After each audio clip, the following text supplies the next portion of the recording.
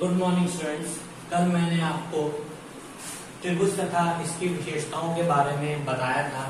कौन सा त्रिभुज कैसा होता है और कैसे उसको समझा जाता है, कैसे उसका मान ज्ञात किया जाता है।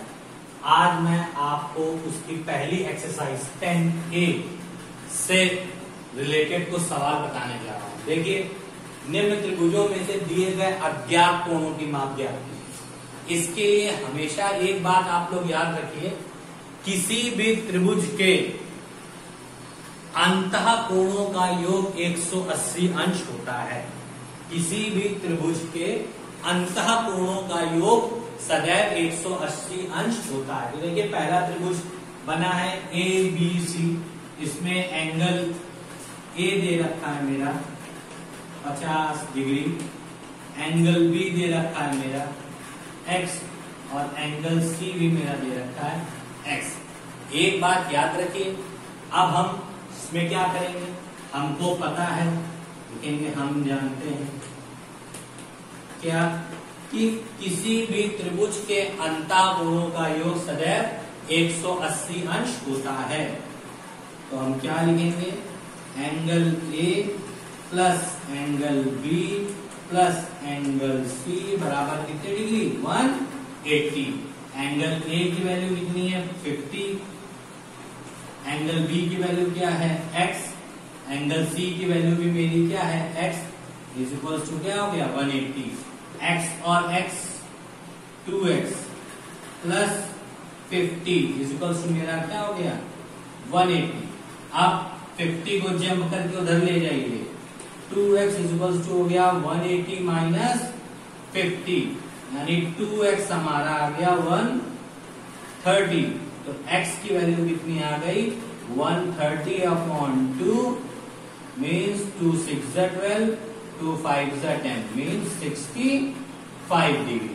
तो हमारा इसमें एंगल B भी कितने डिग्री का आ गया, 65, और एंगल C भी मेरे कितने डिग्री का आ गया, 65। अब मुझे अगर अपना आंसर चेक करना है कि वो सही है कि नहीं, उसके लिए हम 50 प्लस 65 प्लस 65 करके देखें। अगर 180 आता है तो मेरा ये सम बिल्कुल सही।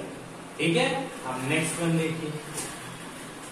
इसमें एक एंगल PQR, एक ट्राइंगल दे रखा है PQR।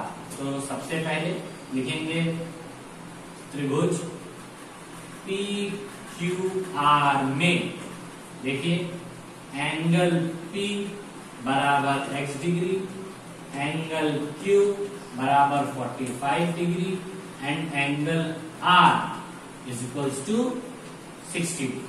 ये हमारा दे रखा है। फिर वही ट्राइंगल की प्रॉपर्टी, क्या हम जानते हैं,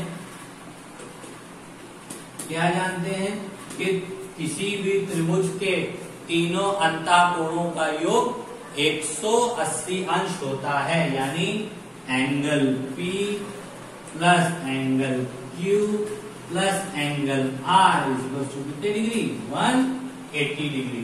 एंगल P की वैल्यू हमारी X है, angle Q 45, angle R 60 is equal to 180। तो X plus 5 6 4 10 105 is equal to 180।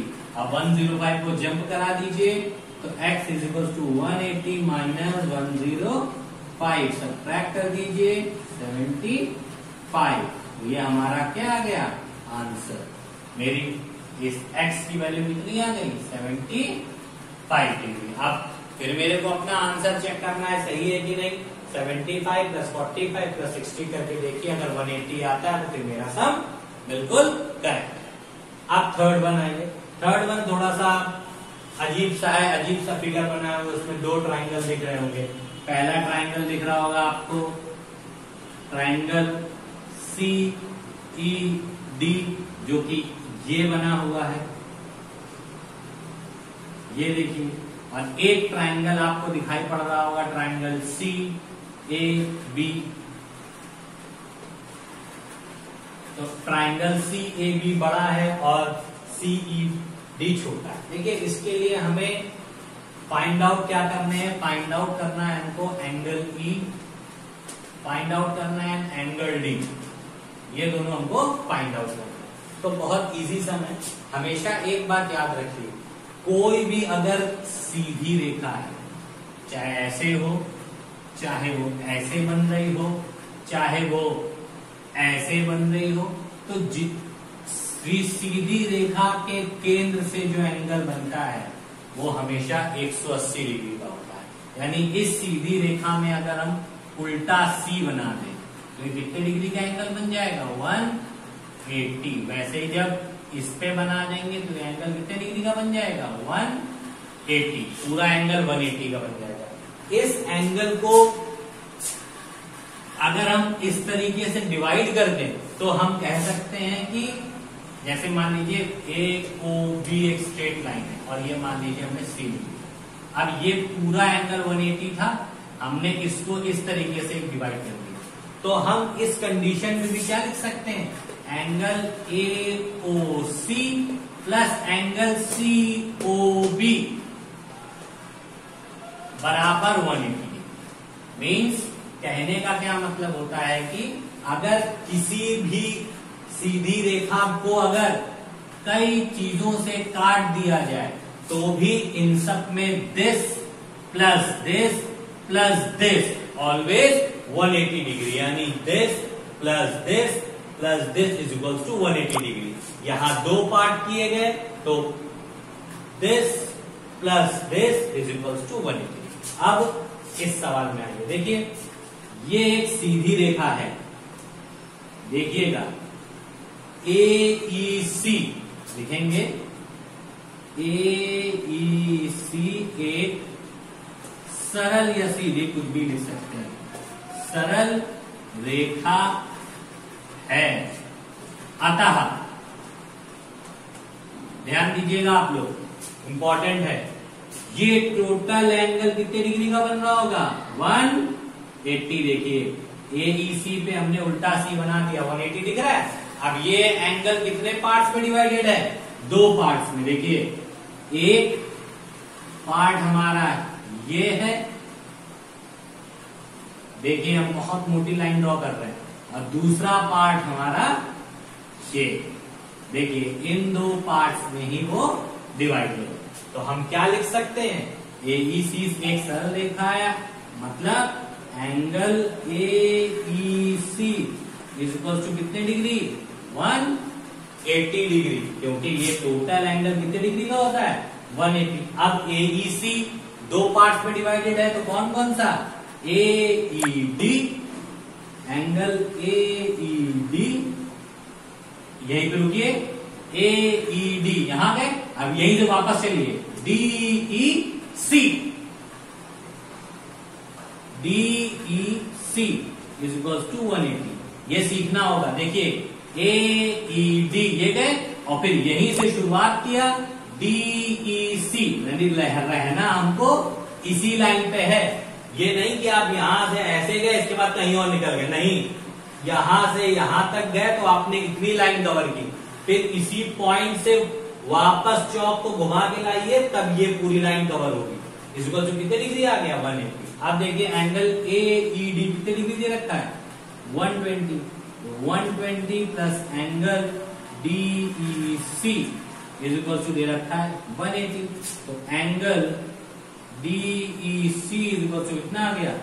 180 minus 120। तो angle DEC is equal to कितने डिग्री आ गया? 60 डिग्री। तो एंगल DEC यानी Y, ये एंगल कितने डिग्री का आ गया हमारा? 60। यानी DEC की जगह हम क्या लिख सकते हैं? Y इज इक्वल टू हमारा कितने डिग्री आ गया? 60। ठीक है। अब जब Y हमारा 60 डिग्री आ गया है तो अब हम ट्राइंगल की प्रॉपर्टी का यूज कर लें। देखिए ट्राइंगल की प्रॉपर्टी क्या लगा दें, हम ऊपर बता रहे हैं आपको, थोड़ा सा ध्यान रखिएगा, इसको रफ करके ऊपर बता रहे हैं। देखिए अब जब हमको एंगल Y पता हो गया, अब हम ट्राइंगल CED ले लें। क्या लें?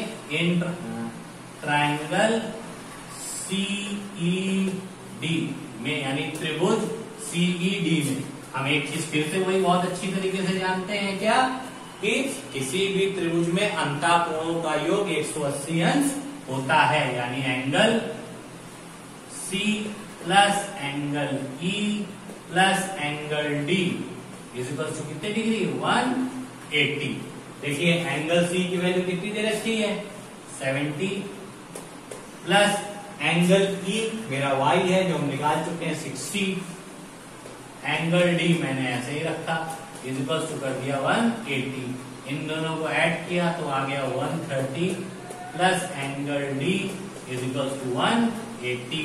तो angle D is equal to कितना आ गया, 180 माइनस 130, तो एंगल D हमारा आ गया 50। ये आपका हो गया आंसर। ये इंपॉर्टेंट सम्स था, आपको इसमें देखना था कि सम्स कैसे सॉल्व करते हैं। तो इसमें हमने क्या किया, सबसे पहले देखा ये एंगल दे रखा है, ऊपर ट्रायंगल में दोनों अननोन एंगल है।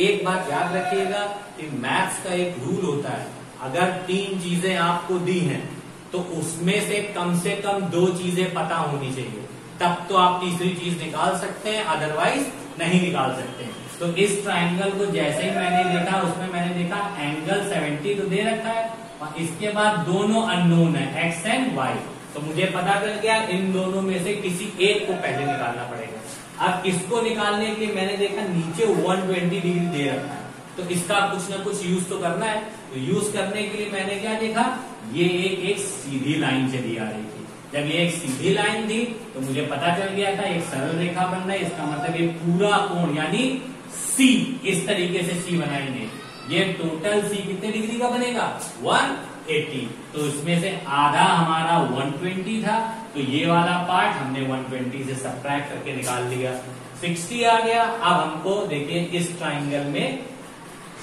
3 चीजों में से 2 चीजें पता हो गई थी, एक तो ये 70 मेरा गिवन था और एक मैंने ये 60 डिग्री निकाल लिया था।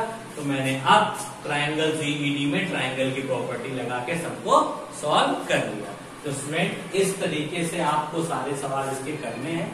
अभी आप लोग इसको नया पढ़ रहे हैं, इसमें थोड़ी सी प्रॉब्लम होगी, बट धीरे धीरे जैसे ही 2-4 सम्स और आप लोग करते जाएंगे तो आपको ये भी एक्सरसाइज बहुत इजी लगने लगेगी और बहुत आराम से समझ में आ जाएगी। तो आप लोग इस पूरी एक्सरसाइज में ये 3 सम्स मैंने बता दिए, इनके प्रैक्टिस करिएगा और इसी तरीके के 3 सम्स और दे रखे हैं, उनको करिएगा अपनी कॉपी में। फिर अगर कोई प्रॉब्लम हो तो हमसे पूछिएगा। Thank you.